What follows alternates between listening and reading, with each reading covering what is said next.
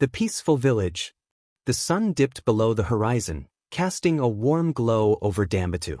The village hummed with life as children played in the streets, their laughter echoing through the air. The scent of roasting corn and spices wafted from open windows, mingling with the earthy aroma of the surrounding fields. Abdul Rahman sat on his porch, watching the scene unfold. His lean frame was lost in thought, eyes distant as he pondered the teachings of the Quran. He was a tall man, with a kind demeanor that put others at ease.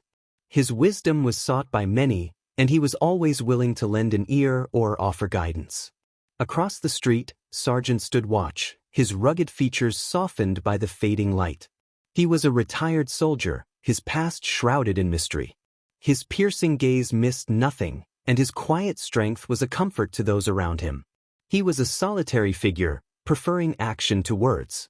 As the evening wore on, Mariam made her way through the village, her radiant smile lighting up the faces of those she passed. She was a young woman, full of ambition and faith. Her determination was evident in every step she took, and her intelligence was clear in her bright eyes. She was a devout Christian, her faith unwavering even in the face of adversity. Abdul Rahman watched as Mariam approached, her books clutched tightly to her chest. He greeted her warmly, asking about her studies. She beamed, telling him about her latest project and her dreams of becoming a lecturer.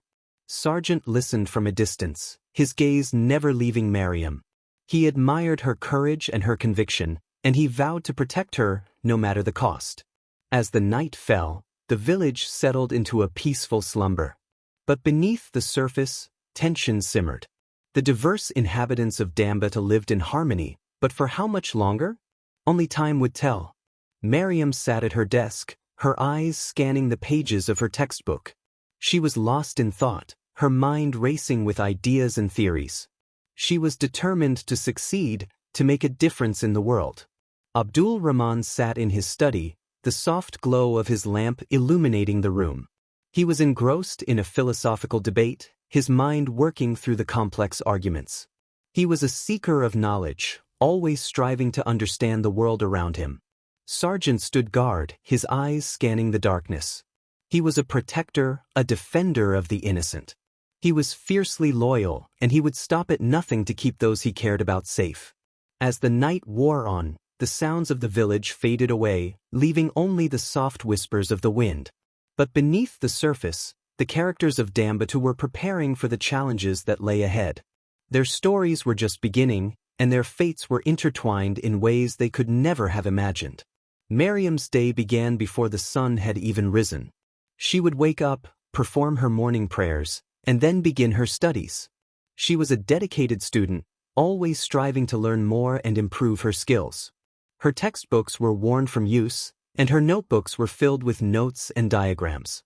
As she walked to school, Mariam would often pass by her classmates, who were still rubbing the sleep from their eyes.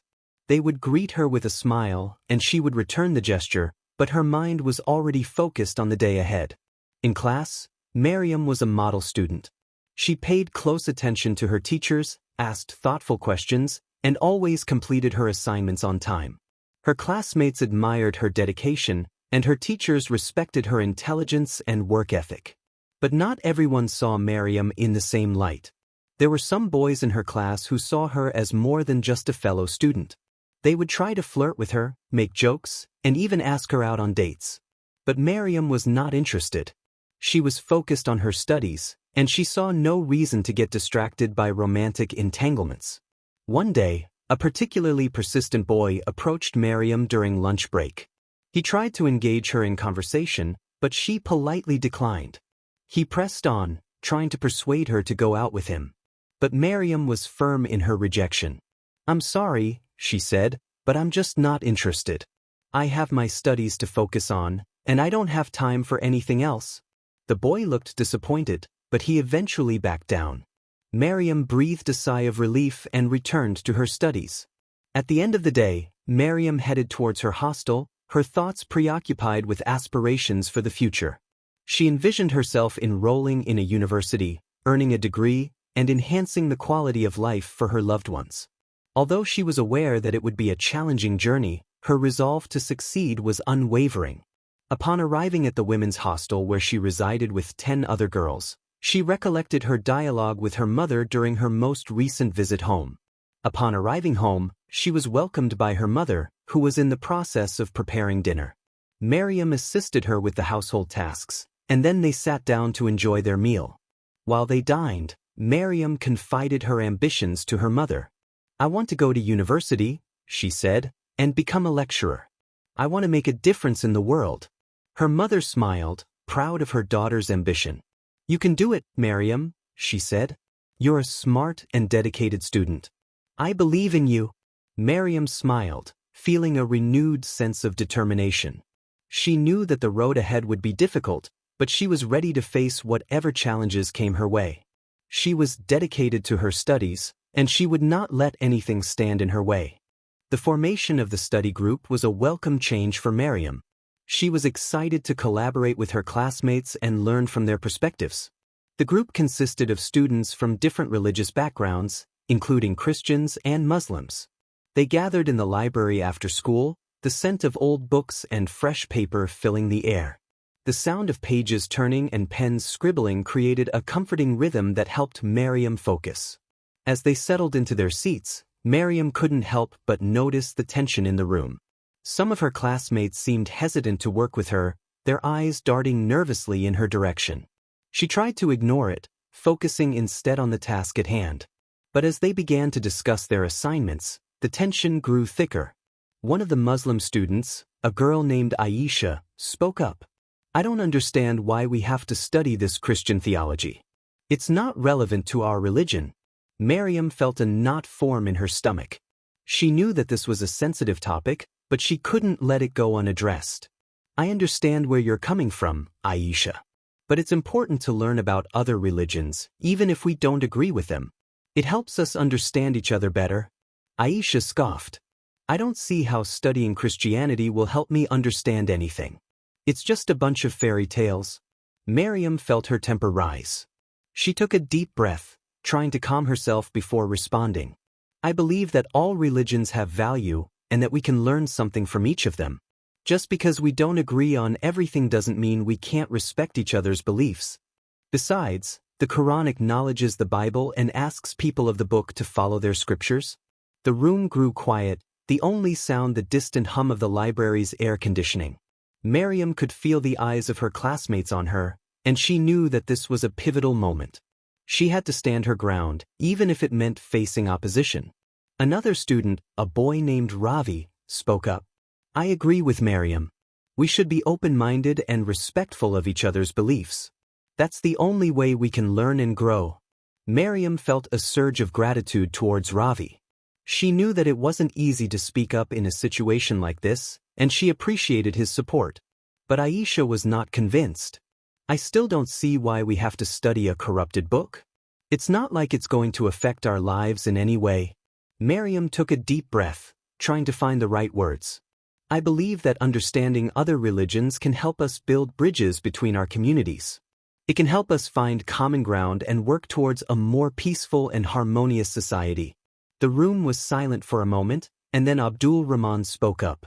"I agree with Miriam. As a Muslim, I believe that it's important to study the Bible, even if it disagrees with our own books in some areas. We can at least learn to discuss or debate intelligently and more easily identify the errors." Miriam felt a sense of relief wash over her. Discussion is always good. She knew that she had good reasons for her beliefs, and it gave her the strength to continue. But the tension in the room was still palpable. Miriam could feel it in the air, like a storm brewing on the horizon. She knew that this was just the beginning, and that there would be more challenges to come. But she was determined to stand her ground, no matter what. As the study group continued to discuss their assignments, Miriam couldn't help but feel a sense of unease. She knew that her firm belief in God had sparked a heated argument, and she couldn't shake the feeling that it was only the beginning. She glanced around the room, taking in the faces of her classmates. Some of them looked angry, others looked thoughtful. But one thing was clear: this was a turning point, and things would never be the same again. Chapter 2: The Growing Conflict.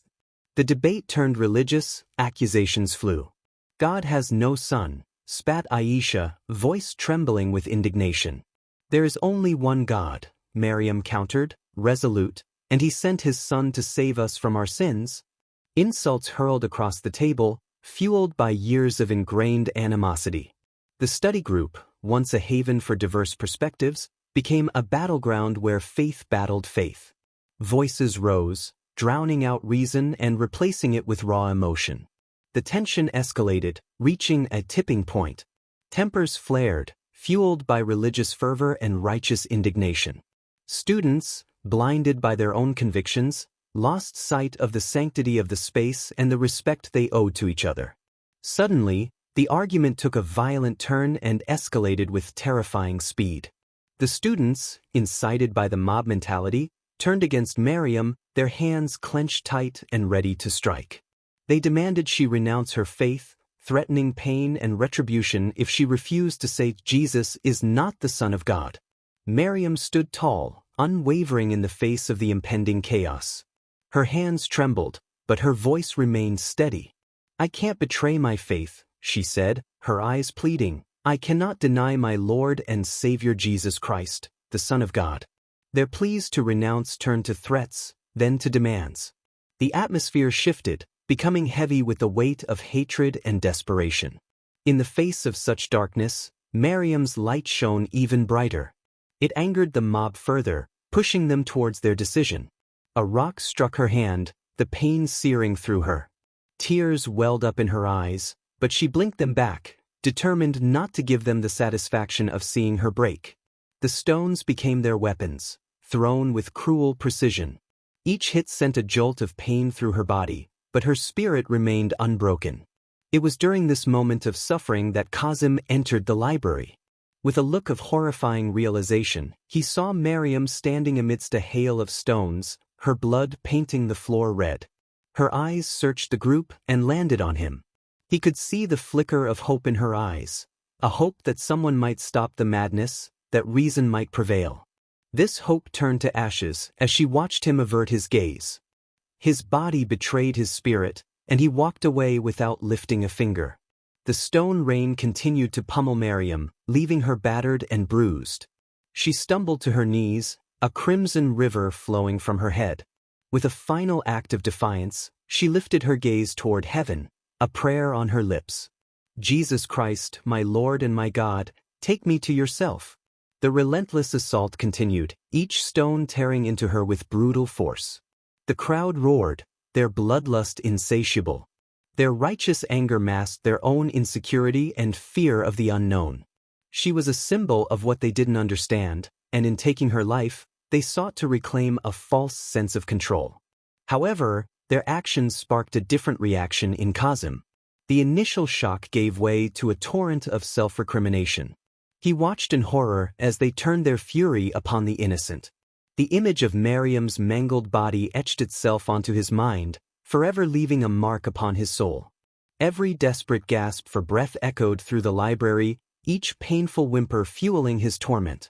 He wished he could have done something, said something, but the fear that had crippled him before still held him captive. As her fragile frame finally gave in, and her breaths subsided into stillness, his guilt took on a life of its own, strangling him with every beat of his heart. He hadn't raised a hand to stop them. Instead, he chose to retreat into his cowardice and leave her to her fate. The weight of her sacrifice crushed him, leaving him with a burden he could seemingly never bear. The mob dispersed, leaving behind a lifeless figure and an abyss of regret in Kazim's heart. With Maryam's death, a part of him died too, forever stained with the blood of innocence and the burden of betrayal. Chapter 3: A Change of Heart. Kazim's remorse gnawed at him like a ravenous beast, consuming him from the inside out. He could no longer bear the weight of his guilt in silence. He had to confess his role in Maryam's tragic demise. His footsteps echoed through the empty courtyard of the mosque, the scent of incense heavy in the air. He found Abdul Rahman in the corner, engrossed in a worn-out Quran. The intellectual's eyes flicked up, acknowledging Kazim's presence. "I need guidance," Kazim croaked, his voice barely audible. "I need absolution." Abdul Rahman closed the holy book, his gaze softening. He gestured for Kazım to sit beside him. "Speak, my son," he said, his voice soothing. "Tell me what troubles you." Kazım hesitated, but the words tumbled out in a rush, like water breaking through a dam. He confessed his cowardice, his inaction, and his guilt. Abdul Rahman listened intently, his expression unreadable. "I understand your pain," Abdul Rahman said, once Kazım's confession came to an end. "Maryam reaped the consequences of the path she chose, because she believed. If she was right, she is in a better place. If she was wrong, there is nothing we can do for her now. But true redemption comes from within. You must find the strength to forgive yourself and seek an understanding of why she chose her path." Kazım nodded, his heart heavy with the wisdom of Abdul Rahman's words. He knew where he needed to go next. Sergeant's cabin stood at the edge of the village, surrounded by a dense forest. Kazım approached, his heart pounding in his chest. He knocked on the door, the sound reverberating through the quiet night. The door creaked open, revealing Sergeant's weathered face. He regarded Kazım with a piercing gaze, then stepped aside, allowing him to enter. The cabin was sparse, but it held an air of tranquility. Kazım sat across from Sergeant, his hands clasped tightly in his lap. "I've come seeking spiritual direction," Kazım said, his voice steady. I want to understand Maryam's faith." Sergeant nodded, his eyes filled with understanding. He began to speak, his words filled with wisdom and insight. He shared stories of sacrifice, love, and forgiveness, painting a vivid picture of Christianity that Kazım had never before considered. As the night wore on, Kazım found himself drawn to the teachings, his heart swelling with a newfound sense of purpose. He realized that embracing Christianity was not a betrayal of his past, but a step towards redemption and healing. With a newfound resolve, Kazım decided to make a public declaration of his faith in Jesus. He stood before the village, his voice strong and clear. He spoke of his guilt, his journey, his new understanding of who Jesus is, his sacrifice, all leading to his decision to embrace Christianity. The crowd reacted with a mix of shock, anger, and support. Some shouted insults, while others offered words of encouragement. But Kazım stood tall, his resolve unwavering. As the community grappled with Kazım's confession, a new threat emerged. Word spread of Islamist bandits, who sought to punish those who dared to defy their beliefs. Kazım knew that his decision had put a target on his back, but he refused to back down.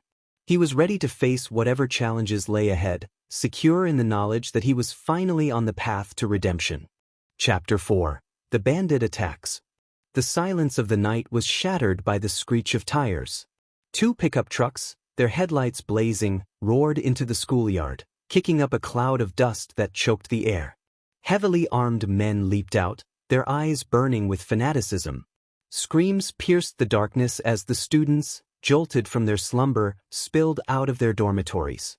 The bandits moved with swift precision, rounding up the students and herding them into the courtyard. Among the men, the student who had instigated the stoning of Maryam stood tall, his face contorted with an ugly mix of pride and anticipation. He had defended his faith, though at the expense of his humanity, and now he would get the recognition he deserved. The bandit leader, a towering figure with a cold, calculating gaze, separated the instigator from the other students. He held a gun to the student's head, his voice a sinister purr. "You killed a disbeliever, but in the process you have brought attention to this area," he hissed. "Now you will pay for endangering our operations." The student trembled, his eyes wide with terror. He begged for mercy, but the bandit leader was unmoved. He squeezed the trigger, and the crack of the gunshot echoed through the courtyard. The student crumpled to the ground, his body jerking with each remaining spasm of life.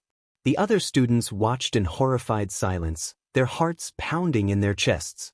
Meanwhile, Kazım, unable to bear witness to the carnage, seized his chance. He slipped away from the crowd, his feet moving silently across the dusty ground. He had to escape, to find help. He sprinted towards the school gate, his heart pounding in his ears.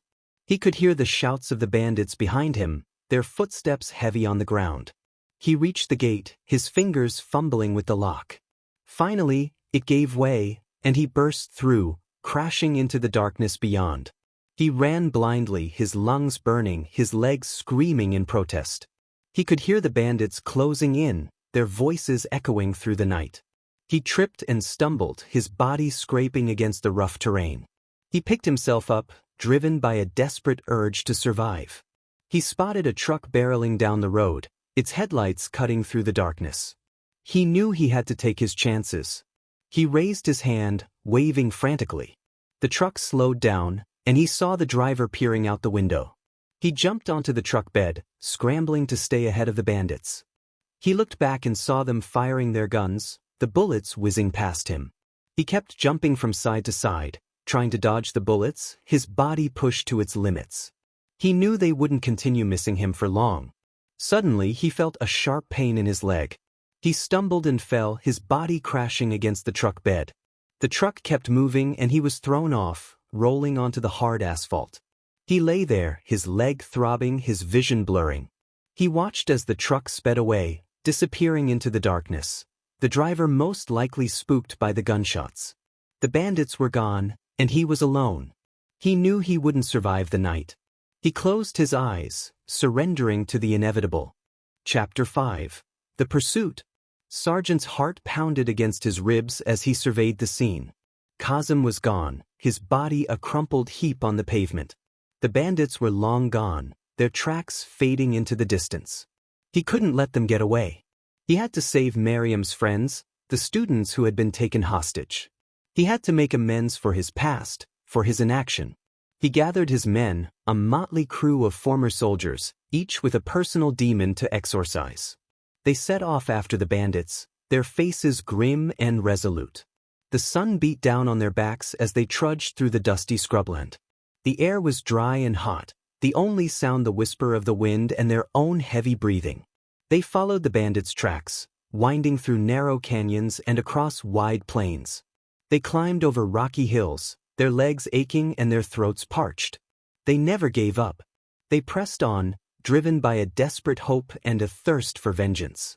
On the third day, they stumbled upon a bandit camp nestled in a secluded valley. The bandits were unsuspecting, their guard down. Sergeant devised a plan. They would attack at dawn, catching the bandits by surprise. They would overpower them, rescue the students, and bring them home. They waited until the moon dipped below the horizon, and darkness enveloped the valley. They crept closer, their steps silent and fluid. The first rays of dawn pierced the darkness, casting long shadows across the valley. The bandits were stirring, preparing for their day's work. Sergeant gave the signal. They charged into the camp, firing their guns and shouting their war cries. The bandits were caught off guard.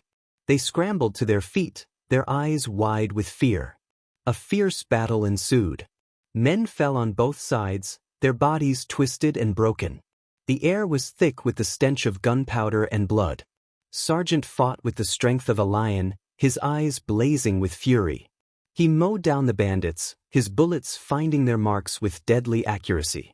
He heard cries and screams all around him. He saw his men fall, their lives ebbing away. But he didn't falter. He pressed on, driven by a single-minded purpose.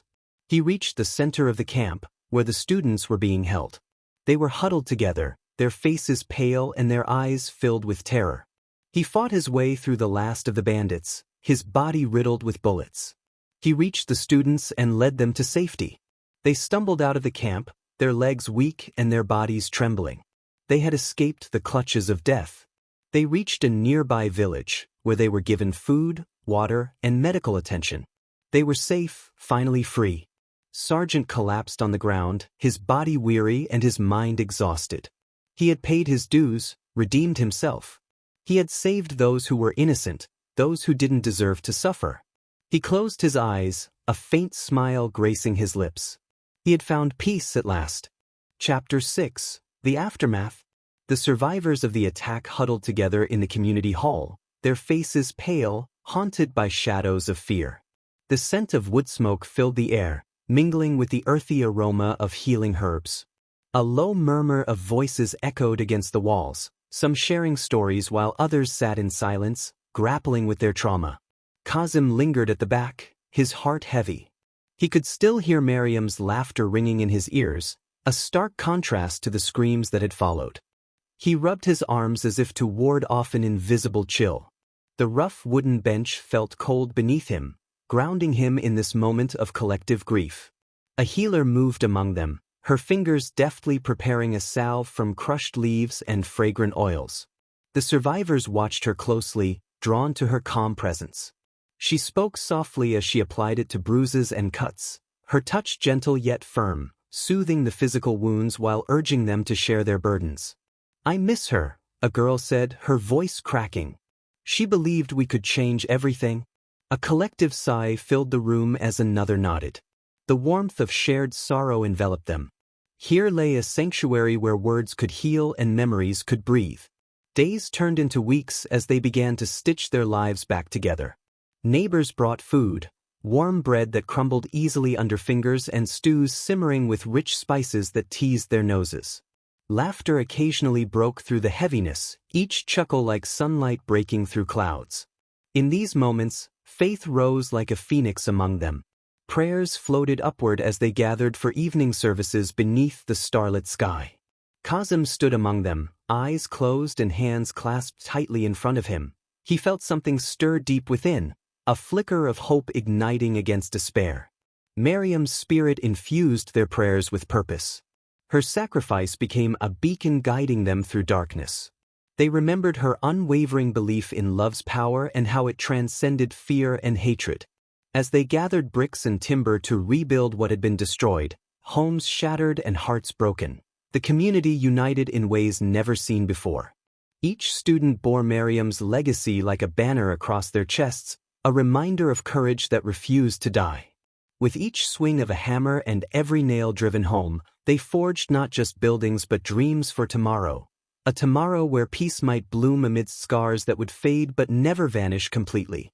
Faith became their foundation as they constructed not just homes but hopes for brighter days ahead.